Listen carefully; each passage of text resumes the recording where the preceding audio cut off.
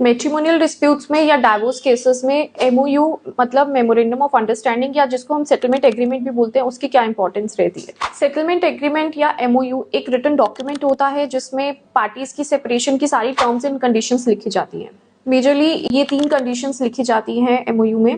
First is permanent alumni, कि आप अपनी वाइफ को कितनी एलमनी दे रहे हो आफ्टर डाइवोर्स। सेकेंड रहता है मेंटेनेंस का, कि आप कोई मेंटेनेंस दे रहे हो अपनी वाइफ को आफ्टर डाइवोर्स या सिर्फ एलमनी का ही पार्ट रहेगा। थर्ड एंड मोस्ट इंपॉर्टेंट रहता है about the child custody and meeting rights of the child. If आपके केस में चाइल्ड भी है तो ये कंडीशन मोस्ट इंपॉर्टेंट रहती है एमओयू में। इस एमओयू में या सेटलमेंट एग्रीमेंट में एक ब्रीच ऑफ कॉन्ट्रैक्ट का भी क्लॉज रहता है। जो ब्रीच ऑफ कॉन्ट्रैक्ट के क्लॉज में ये मेंशन रहता है कि अगर एक भी पार्टी बैकआउट करती है तो दूसरी पार्टी के पास उसके अगेंस्ट क्या लीगल रेमेडी रहेगी।